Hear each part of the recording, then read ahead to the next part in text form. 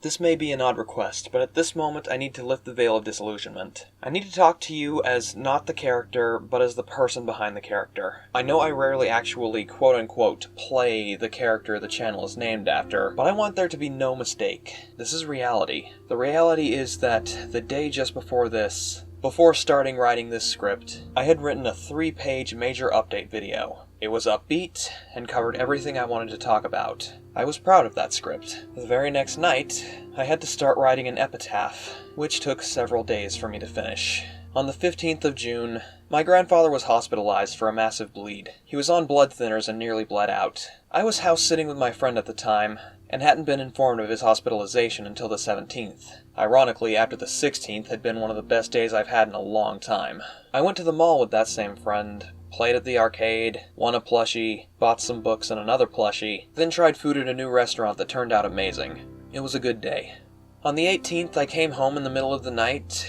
It was quiet, as to be expected, and on the afternoon of the 19th, I woke up to a silent house, a very rare occurrence. My grandfather was still in the hospital, and my grandmother was away from home to be by his side while she could be, and wouldn't be back until the sun started setting.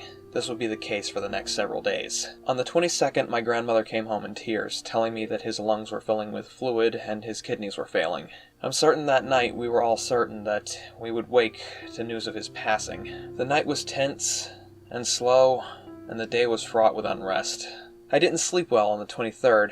When she came home that evening, spirits were high. He was on a ventilator and dialysis, but they seemed to be working. The tension was broken by hopes of recovery. The next couple months looked like they were going to be different, but we held our heads high with the knowledge that this was a step in the right direction. He was said to need another couple months in the hospital if all went well, and we were hoping that the doctors would be able to finally help him recover from onwards up to 7 years of deteriorating health. That night, I informed those who sent their well wishes of this information, but as I said on Twitter, you can only tell people what information you have when you have it. One day things could be going well, and then the next. Around 6:30 p.m. on the 24th, I was on a call with my boyfriend, standing in the driveway because that's pretty much the only place I can get enough reception for a call where I live. I had just woken up from oversleeping to around 6. My grandparents' truck was pulling into the driveway, so I had to end the call. I feel like my mind is still trying to convince me that what happened next was a dream or memory of a movie because it was all too surreal. After ending the call, I stood in the garage while they pulled into the driveway and parked. I saw my grandmother crying in the passenger seat through the windshield. She looked at me and shook her head. My uncle stepped out of the driver's seat. The look on his face was grim as he looked at me. He shook his head as well. With no words, I knew what had happened. I told him I understood and went back inside. To my knowledge, he died from kidney failure, fluid in the lungs, and pressure on the heart, which led to cardiac arrest. If they would have tried to resuscitate him, it would have caused internal bleeding, and he would have bled out within his own body. There was no saving him. The funeral was on the 27th, and even at that point, it was still a surreal experience. My mother came down from New York, and I think it finally started to really sink in for me. I was mostly numb to the news. I was cresting on a new fight with my depression even before I got that information, and then the news was dropped on me. I knew it had happened. I didn't deny the reality, but I guess there was just some part of me that couldn't comprehend it. When someone has been there from literally the moment you were born, the thought that they're gone from this world just doesn't feel real until you actually see them closing the casket, until you actually hear the grief of so many people around you. Until you see your mother unable to stand, unable to speak through how hard she's crying. Even now, it all doesn't seem real. It was all too cinematic. The way I got the news, seeing my mother again in person, there was a 3-rifle volley and taps played at the gravesite, and then it rained. But it happened. And that's how it happened. I didn't think I would cry. I didn't cry when I got the news. I didn't cry for the next few days. I was mainly just fighting past the numbness and mental fog of it all, and trying to get by and do as I normally do, to little to no success. But the funeral put a lot of things into perspective for me. And it's not like I ever try not to cry. That's not healthy. But the context started to help a lot of things sink in for me, and allow me to properly grieve.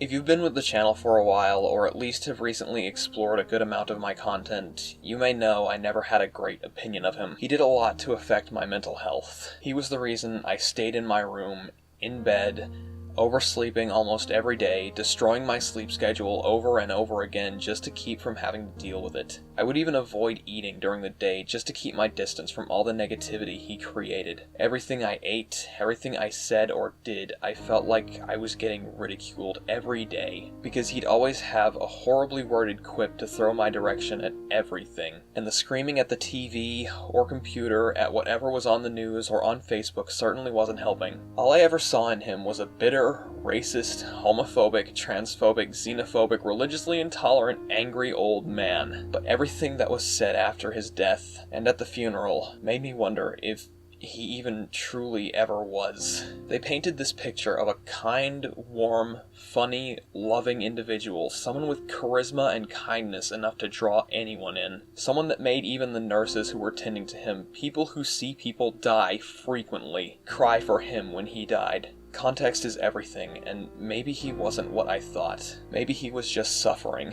He'd gone through 7 years struggling with his deteriorating health, steadily going from active, energetic, and spry to depressed, cold, and unable to even properly make it around his own house without being in pain and unable to breathe.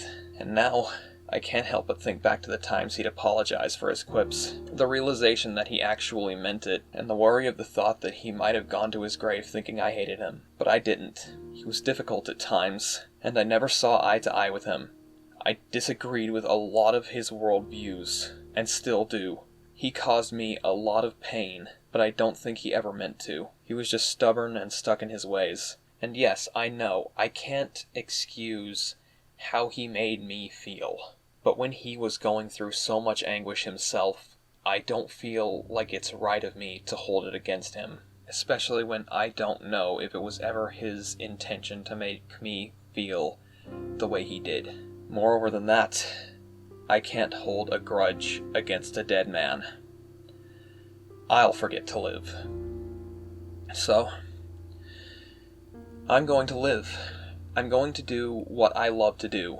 And I'm going to be happy. I know I probably don't need to apologize for my absence. I needed the time to properly mourn and recover from this. I needed the time to process this, get past these emotions, and properly address them in the time that I was dealing with them. I wasn't going to have this affecting my content because I love doing this. I love this channel. I love making my videos. I love making my art and everything that I'm doing. I may have needed a break, but I think I'll be fine now.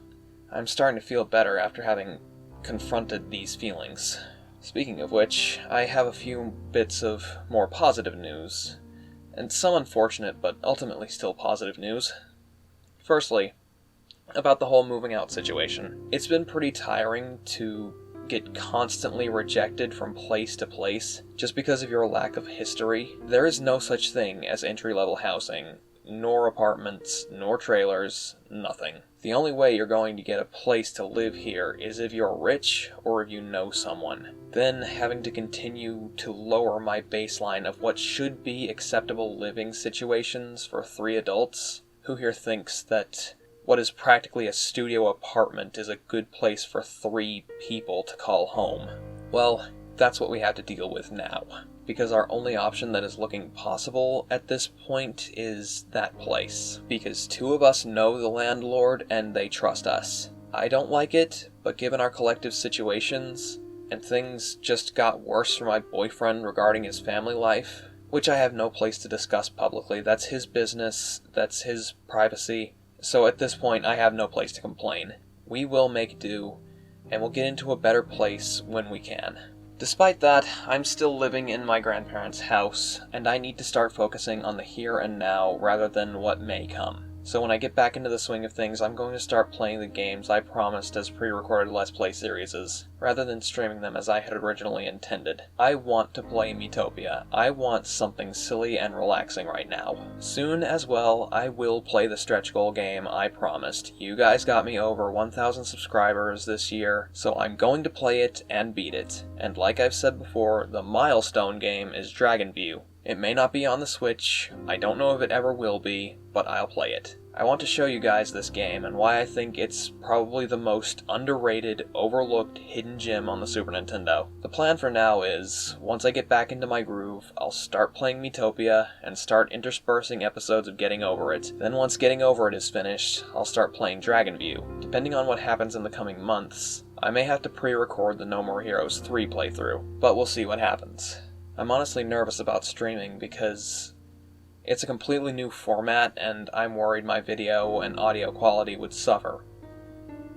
I'll figure it out, though, and figure out what I want to do regarding my Let's Play stuff, or streaming stuff, going into the future, when we get there.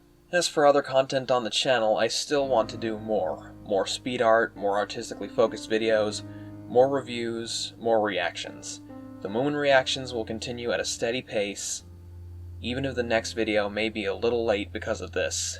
I'm honestly glad I managed to react to this current set before all this started happening, so recording those ahead of time worked out a lot for me. I don't know when the final video will be ready, but hopefully I'm finally in a clear enough headspace to get back to work. And hopefully sometime in the coming weeks, if not next week, the week after, it should be posted. The last thing I want to inform you guys about is that, considering everything, I'm going to try to get into the partnership program. I know I said I didn't want to run ads on this channel, but things have changed, specifically YouTube. According to what I know, YouTube intends to start running ads on non-monetized channels anyway. If that's going to be the case, then I may as well monetize and take that revenue for myself, so I can live. And hopefully one day afford an actual house for myself and my Jackie, at the very least.